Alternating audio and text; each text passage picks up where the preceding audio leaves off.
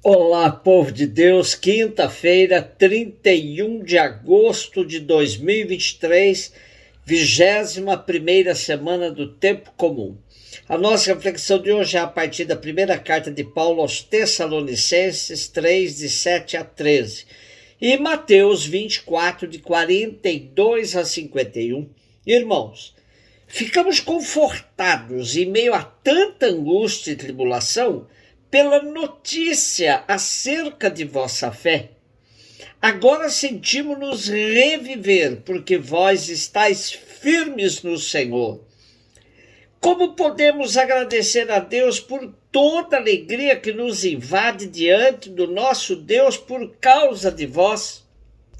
Noite e dia rezamos efusivamente para vos rever e completar o que ainda falta na vossa fé. Que o próprio Deus e nosso Pai e nosso Senhor Jesus dirijam os nossos passos até vós. O Senhor vos conceda que o amor entre vós e para com todos aumente e transborde sempre mais, a exemplo do amor que temos por vós. Que assim Ele confirme os vossos corações numa santidade sem defeito aos olhos de Deus nosso Pai, no dia da vinda de nosso Senhor Jesus com todos os seus santos. Paulo está em Corinto, mas não se desliga das comunidades que ele fundou. Impedido de ir pessoalmente a Tessalônica, ele enviou Timóteo para reforçar a comunidade na fé. Quando Timóteo regressa, dá notícias de que os tessalonicenses estão firmes e muito animados no caminho iniciado pelo apóstolo. Essas notícias recuperam a alegria de Paulo, que expressa todo o seu carinho à comunidade de Tessalônica.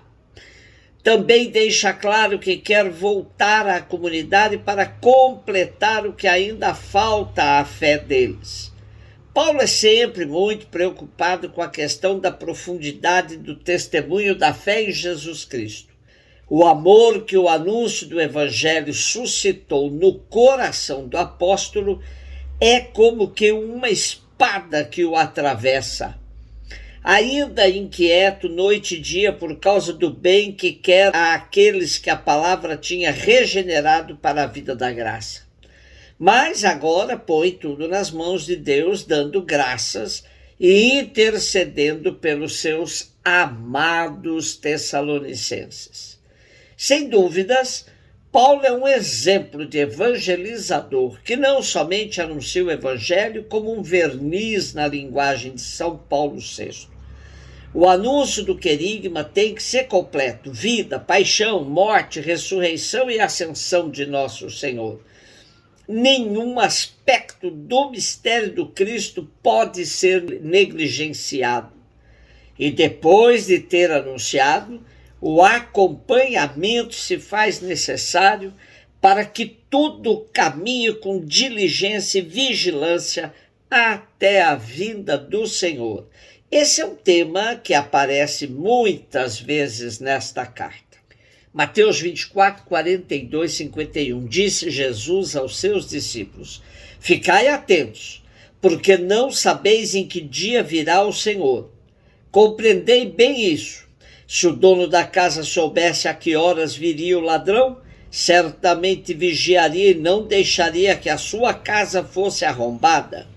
Por isso também vós ficai preparados, porque na hora em que menos pensais, o Filho do Homem virá.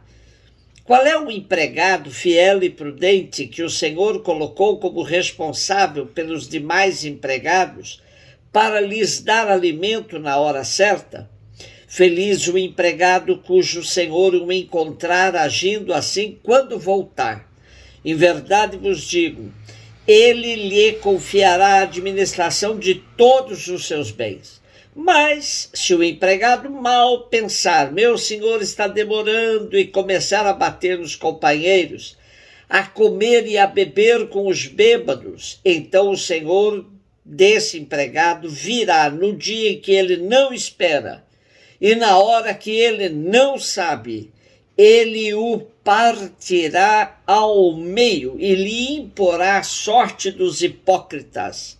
Ali haverá choro e ranger de dentes. A vinda do Senhor Jesus era um tema muito frequente nas comunidades no final do primeiro século. Os capítulos 24 e 25 de Mateus compreendem, por isso, o grande discurso escatológico de Jesus. Enquanto esperam essa vinda, é recomendado às comunidades dos crentes que fiquem atentos e vigilantes, pois ninguém sabe nem dia nem hora que isso acontecerá. A conjuntura favorecia tais discursos assombrosos até, pois no ano 70 o templo tinha sido demolido e as perseguições tinham aumentado. Apesar de ser um discurso amedrontador, sua finalidade era encorajar os cristãos para que suportem tudo com a cabeça erguida. Porém, é-lhes cobrado perseverança, vigilância e coragem. O mundo e a história caminham não para o fim, mas para a plena realização. Haverá catástrofes, mas abrir-se-á uma nova beleza. É neste contexto que Jesus exorta à vigilância com 4 belas parábolas. Hoje escutamos a primeira, cujas palavras-chave são: vigiai, estai preparados, a vinda do Senhor é certa, mas a hora é incerta. A imagem do ladrão é muito expressiva e bem conhecida na igreja primitiva. Deve vigiar a casa o dono, mas também os servos, que são seus amigos e estimam a casa. O servo fiel e prudente faz às vezes de dono da casa e trata bem seus companheiros. O mau servo aproveita da ausência do dono para desperdiçar os bens e maltratar os companheiros. Naturalmente terão fins diferentes quando regressar o dono. Os dirigentes da igreja hão de ser servos fiéis e prudentes e não maus servos, como eram os chefes de Israel no tempo de Jesus. A escatologia, ou seja, o estudo sobre o fim dos tempos, deveria ser o motor de ação para o tempo presente. Ter consciência da frugalidade da vida não deve nos colocar em situação paralisante e cheia de medo. Não. Tal consciência deve nos levar a viver com mais amor uns aos outros, nos abrindo para receber as graças do reino de Deus antecipadas. Afinal, na oração que Jesus nos ensinou, dizemos: venha a nós o vosso reino. Portanto, venha. Para que ele venha, precisamos nos preparar para perceber seus sinais já na história, mesmo sabendo que ele não se esgota aqui. Um beijo no seu coração.